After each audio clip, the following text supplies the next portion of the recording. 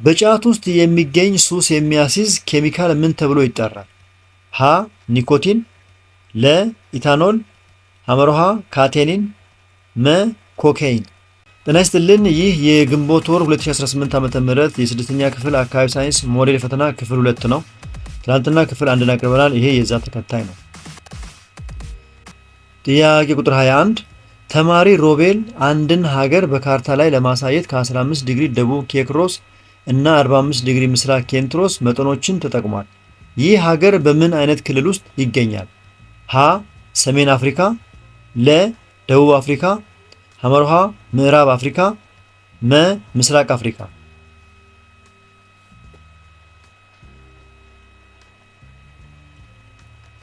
መልሱ ምስራቅ አፍሪካ ነው። በምስራቅ አፍሪካ በተለይም ማዳጋስካር፣ ሞዛምቢክ እና አካባቢው በኬክሮስ መስመር ከኢኩዌተር በታች እንዲሁም በኬንትሮስ 45 ዲግሪ ምስራቅ አካባቢ ላይ ይገኛሉ። 45 ዲግሪ ምስራቅ የቪየና ወይም ግሪንዊች መስመር ምስራቃዊውን የአፍሪካ ክፍል ያመለክታል።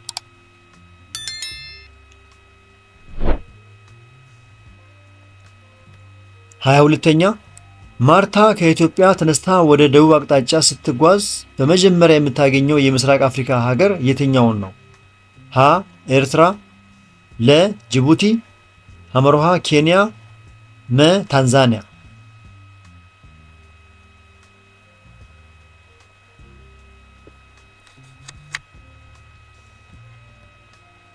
ኬንያ ካላችሁ ትክክል ነው።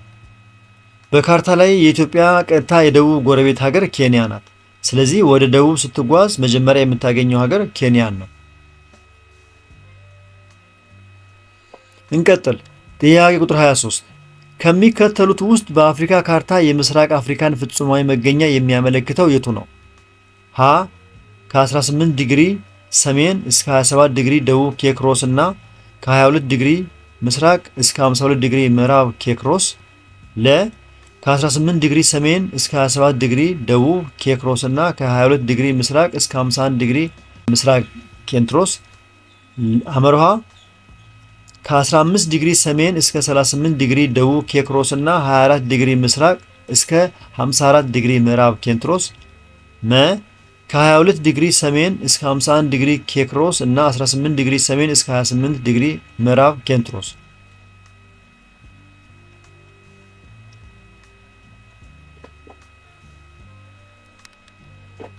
ትክክለኛው መልስ ከ18 ዲግሪ ሰሜን እስከ 27 ዲግሪ ደቡብ ኬክሮስ እና ከ22 ዲግሪ ምስራቅ እስከ 51 ዲግሪ ምስራቅ ኬንትሮስ የሚለው ነው። የምስራቅ አፍሪካ ንዑስ አህጉር ፍጹማዊ መገኛ በግምት ከ18 ዲግሪ ሰሜን እስከ 27 ዲግሪ ደቡብ ኬክሮስ እና ከ22 ዲግሪ ምስራቅ እስከ 51 ዲግሪ ምስራቅ ኬንትሮስ መስመሮች መካከል ይዘረጋል።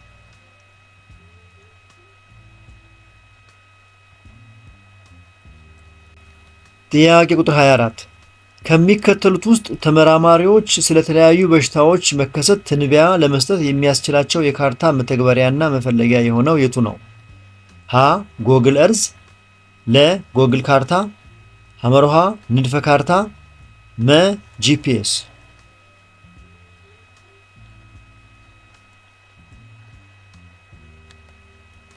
መልሱ ጎግል እርዝ ወይም ጎግል ካርታ ነው። ጎግል እርዝ ባለፉት ጊዜያት በአንድ አካባቢ ላይ የታዩ የሳተላይት ምስሎችን፣ የሥነ ምድር ለውጦችንና የአየር ንብረት መረጃዎችን በማቀናጀት ተመራማሪዎች የበሽታዎችን መከሰት ስርጭት አስቀድመው እንዲተነብዩ ሰፊ የመረጃና ትንተና ዕድል ይሰጣል።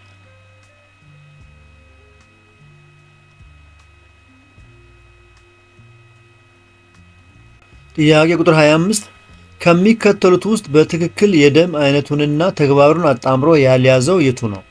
ሀ ቀይ የደም ሕዋስ አልሚ ምግብና ኦክሲጅን ማሰራጨት፣ ለ ነጭ የደም ሕዋስ ሰውነታችንን ከበሽታ መከላከል፣ ሐመርሃ ፕላዝማ ቀይና ነጭ የደም ሕዋስ እንዲመረት ያደርጋል፣ መ ፕላትሌትስ የሚፈስ ደም እንዲረጋ ያደርጋል።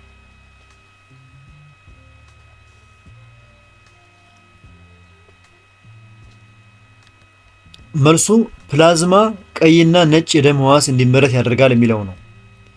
ጥያቄው በትክክል አጣምሮ ያልያዘውን ወይም ስህተት የሆነውን የሚጠይቅ በመሆኑ ፕላዝማ የደማችን ፈሳሹ ክፍል እንጂ የደም ሕዋሳትን የሚያመርት አካል አይደለም። የደም ሕዋሳት የሚመረቱት በውስጠኛው የአጥንት መቅኔ ውስጥ ነው። ሌሎቹ አማራጮች ሀ፣ ለና መ ሁላቸውም ትክክለኛ ተግባራት ናቸው። የተከበራችሁ የዚህ ቻናል ተከታታዮች እስካሁን በቀረቡ ጥያቄዎች መልስና ማብራሪያዎች ላይ አስተያየት፣ ጥያቄና ጥቆማ ካላችሁ አስተያየት መስጫው አስቀምጡ። ከተመቻችሁ ላይክ አድርጉ። ምናልባት የፈጠንኩ ወይም የዘገየው ከሆነ ቪዲዮን ያስቆማችሁ ተከተሉ። እንቀጥል። ጥያቄ ቁጥር 26 በምጋትና በኢ ምጋት ጊዜ በመቶኛ ተመሳሳይ መጠን ያለው ጋዝ የቱ ነው?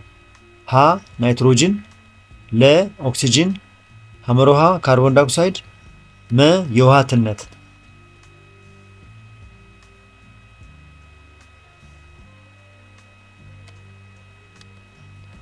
ናይትሮጅን ካላችሁ ትክክል ነው። ናይትሮጅን ጋዝ በከባቢ አየር ውስጥ 78% ያህል የሚገኝ ሲሆን በምንተነፍስበት ጊዜ ወይም በምጋት እና ወደ ውጪ በምናስወጣበት ጊዜ ወይም በኢ ምጋት ጊዜ በሰውነታችን ውስጥ ምንም አይነት የኬሚካል ጥቅም ላይ ስለማይውል መጠኑ ሳይለወጥ 78% ሆኖ ይወጣል።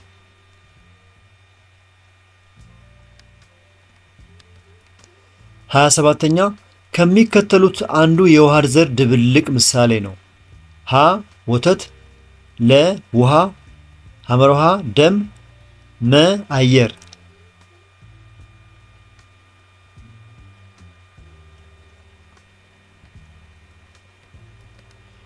አየር ካላችሁ ትክክል ነው። አየር የጋዞች ማለትም የናይትሮጅን የኦክሲጅንና የአርገን ውህደት ሲሆን በውስጡ ያሉትን ክፍሎች በአይን ለይቶ ማየት የማይቻልበት ወጥ የሆነ የውሃ ዘር ድብልቅ ነው። ውሃ ውሁድ ነው። ወተትና ደም ግን ልዩ ዘር ድብልቆች ናቸው።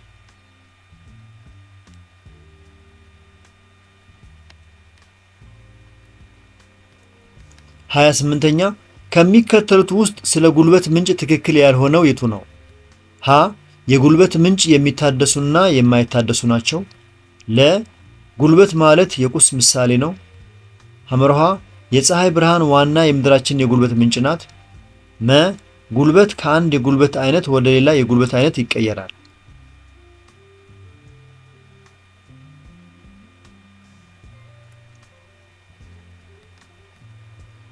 ጉልበት ማለት የቁስ ምሳሌ ነው ካላችሁ መልሱ እሱ ነው። ምክንያቱም ጉልበት ስራ የመስራት አቅም እንጂ ቁስ አይደለም።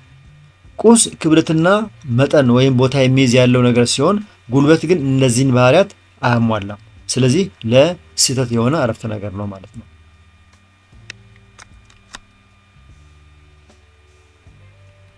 29ኛ የቀላል መኪና አይነትና ጥቅሙ በትክክል ያልተዛመደው የቱ ነው?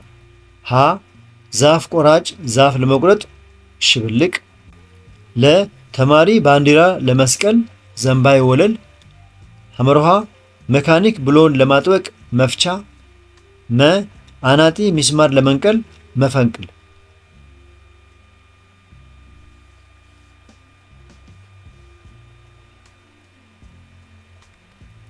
መልሱ ተማሪ ባንዲራ ለመስቀል ዘንባይ ወለል የሚለው ነው። ባንዲራ ወደ ላይ ለመስቀል የሚያገለግለው ቀላል መሳሪያ መዘውር እንጂ ዘንባይ ወለል አይደለም። ዘንባይ ወለል ዕቃዎችን ወደ ላይ ለማንከባለል ወይም ለመግፋት ነው የሚያገለግለው።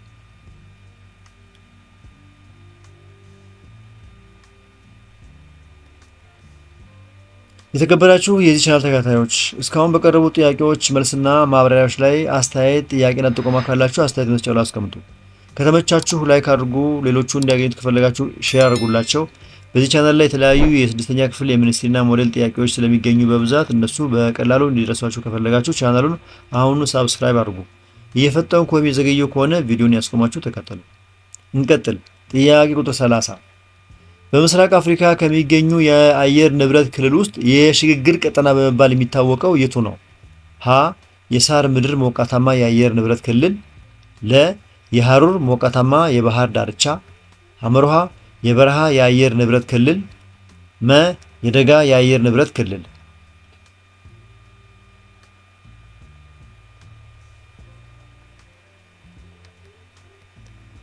የሳር ምድር ሞቃታማ የአየር ንብረት ክልል ካላችሁ ትክክል ነው።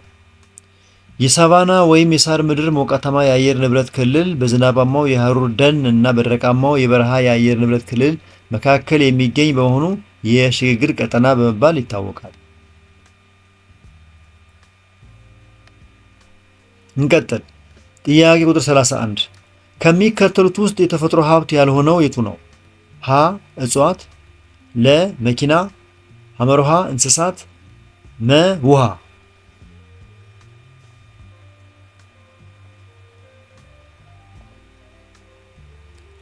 ውሃ አላችሁ? ትክክል አይደለም። የተፈጥሮ ሀብት ያልሆነው እጽዋት ብላችኋል። እጽዋትም አይደለም። ምናልባት እንስሳት ካላችሁ እሱም ትክክለኛ መልስ አይደለም። ትክክለኛው መልስ መኪና ነው። እጽዋት፣ እንስሳትና ውሃ በተፈጥሮ የሚገኙ ሀብቶች ሲሆኑ መኪና ግን በሰው ልጅ እውቀትና ቴክኖሎጂ የተሰራ ሰው ሰራሽ ቁስ አካል ነው። በጣም ጥሩ። ወደ ጥያቄ ቁጥር 32 ስንሄድ እንዲህ ይላል።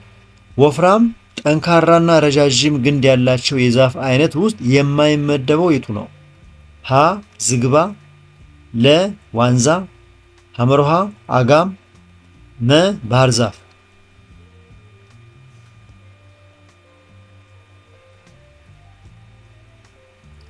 ትክክለኛው መልስ አጋም ነው። ዝግባ፣ ዋንዛና ባህር ዛፍ በትልልቅ ጫካዎች ውስጥ የሚበቅሉ ወፍራምና ረዣዥም ግንድ ያላቸው ዛፎች ናቸው። አጋም ግን አጫጭርና እሾሃማ የሆነ የቁጥቋጦ አይነት ነው።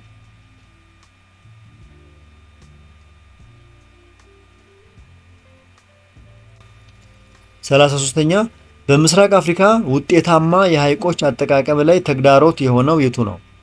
ሀ የሐይቆች በደለል መሞላት፣ ለ ፕላስቲኮችና በካይ ፈሳሾች ወደ ሐይቅ መግባት፣ ሐመርሃ መጤ እጽዋት በሐይቅ ውስጥ መከሰት፣ መ ሁሉ።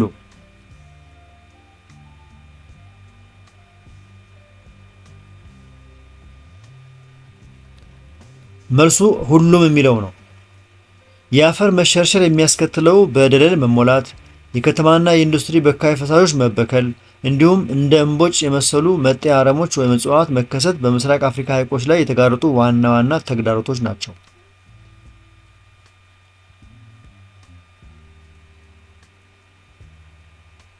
እንቀጥል። ጥያቄ ቁጥር 34 ከሚከተሉት ውስጥ በምስራቅ አፍሪካ የማዕድን አጠቃቀም ችግር የሆነው የቱ ነው? ሀ የቴክኖሎጂ እጥረት፣ ለ የሰው ኃይል መብዛት፣ ሐመርሃ መሰረተ ልማት መሟላት፣ መ የሀገር ውስጥ ፍላጎት መጨመር።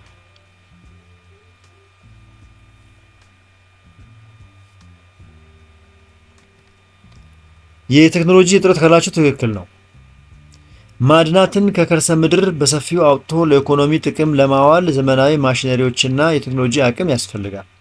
በምስራቅ አፍሪካ ያለው የቴክኖሎጂ እጥረት ደግሞ ማዕድናትን በአግባቡ ለመጠቀም ትልቅ ችግር ሆኗል።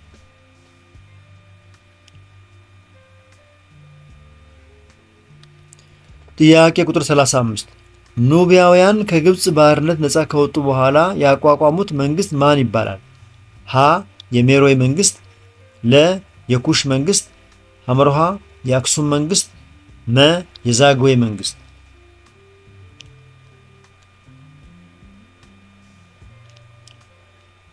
የሜሮይ ወይም የኩሽ መንግስት ካላችሁ ትክክል ነው። የኩሽ ወይም ኑቢያ ስልጣኔ አካል የነበሩት ህዝቦች ከግብፅ ተጽዕኖ ነፃ ከወጡ በኋላ ዋና ከተማቸውን ናፓታና በመቀጠል ሜሮይ ላይ በማድረግ ጠንካራ የሜሮይ መንግስትን መስርተዋል።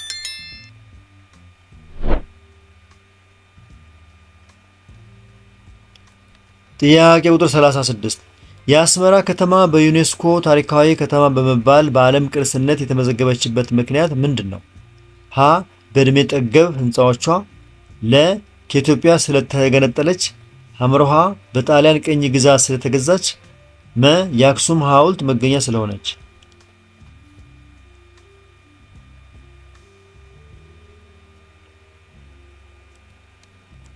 በዕድሜ ጠገብ ህንፃዎቿ ካላችሁ ትክክል ነው። አስመራ ከተማ በ20ኛው ክፍለ ዘመን መጀመሪያ አካባቢ በተለይ በጣሊያን የስነ ህንፃ ተጽዕኖ የተገነቡ እጅግ በርካታ ዘመናዊና ዕድሜ ጠገብ የሆኑ የአርት ዲኮ ህንፃዎች መገኛ በመሆኗ በዩኔስኮ የዓለም ቅርስነት ተመዝግባለች።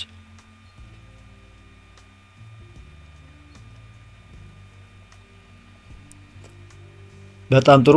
ጥያቄ ቁጥር 37 በምስራቅ አፍሪካ የቅርስ ምጣኔ ሀብታዊ ጠቀሜታ ያልሆነው የቱ ነው? ሀ የፈጠራ ስራን ለማጎልበት፣ ለ የወደፊት የእድገት አቅጣጫ ለመተንበይ፣ ሐመርሃ የምጣኔ ሀብት አቅም ለማሳደግ፣ መ ቱሪዝምን አያበረታታም።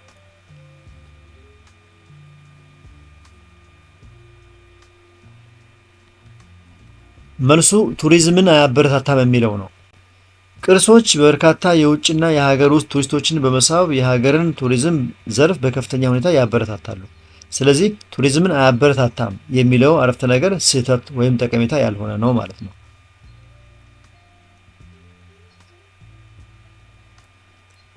ወደ ጥያቄ ቁጥር 38 ስንሻገር በጫት ውስጥ የሚገኝ ሱስ የሚያስይዝ ኬሚካል ምን ተብሎ ይጠራል? ሀ ኒኮቲን፣ ለ ኢታኖል፣ ሐመርሃ ካቴኒን፣ መ ኮካይን።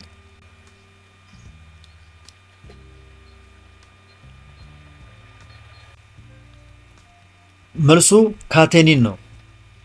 በጫት ቅጠል ውስጥ የሚገኘውና ሰውን የሚያነቃቃ እንዲሁም ሱስ የሚያስይዝ ዋናው ንቁ ኬሚካል ካቶኒን ወይም ካቴኒን ይባላል።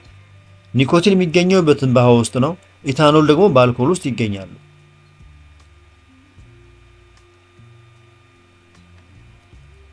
39ኛ አበራሽ ወደ ትምህርት ቤት እየሄደች ሳለ ያለ ፍላጎቷ በማታውቀው ወንድ በጋብቻ ተወሰደች። አበራሽ ላይ የተፈጸመው ጎጂ ልማዳዊ ድርጊት ምን ይባላል? ሀ ያላቻ ጋብቻ፣ ለ የጠለፋ ጋብቻ፣ ሐመርሃ የሴት ልጅ ግርዛት፣ መ የሴት ልጅ ክብር።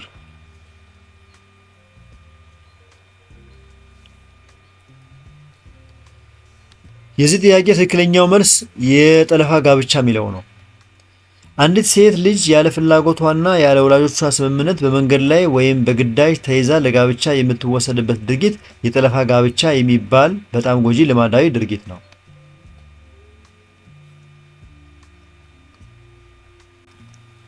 የግንቦት ወር 2018 ዓመተ ምህረት የአካባቢ ሳይንስ ሞዴል ፈተና ጥያቄ የመጨረሻው እንዲህ ይላል።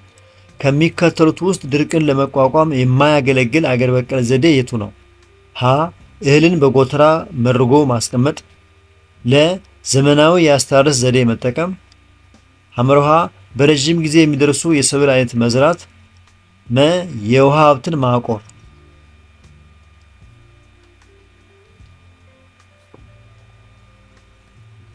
መልሱ በረጅም ጊዜ የሚደርሱ የሰብል አይነት መዝራት የሚለው ነው። በረጅም ጊዜ የሚደርሱ ሰብሎችን መዝራት ድርቅ በሚከሰትበት ጊዜ ዝናብ ቀድሞ ስለሚያጥር ሰብሉ ሳይደርስ እንዲጠፋ ያደርጋል። ስለዚህ ድርቅን ለመቋቋም የሚያገለግለው በአጭር ጊዜ የሚደርሱ ሰብሎችን መዝራት እንጂ በረጅም ጊዜ የሚደርሱትን አይደለም። የተከበራችሁ የዚህ ቻናል ተከታታዮች እስካሁን በቀረቡ ጥያቄዎች መልስና ማብራሪያዎች ላይ አስተያየት፣ ጥያቄና ጥቆማ ካላችሁ አስተያየት መስጫው ላይ አስቀምጡ። ከተመቻችሁ አሁኑ ላይክ አድርጉ ሳትረሱ። ሌሎቹ እንዲያገኙት ከፈለጋችሁ ሼር አድርጉላቸው። በዚህ ቻናል ላይ የተለያዩ የስድስተኛ ክፍል የሚኒስትሪና ሞዴል ጥያቄዎች በብዛት ስለሚገኙ እነሱ በቀላሉ እንዲደርሷችሁ ከፈለጋችሁ ቻናሉን አሁኑ ሳብስክራይብ አድርጉ። የዚህን ጥያቄ ፒዲኤፍ ከፈለጋችሁ ቴሌግራም ቻናላችን ላይ በመግባት ሃሁ ቲዩብ የሚለውን ጆይን በማድረግ ማግኘት ትችላላችሁ። በሌሎች የትምህርት አይነቶች እስከምንገናኝ ድረስ መልካም የፈተናና የጥናት የዝግጅት ወቅት ይሁንላችሁ። አመሰግናለሁ። ቻው።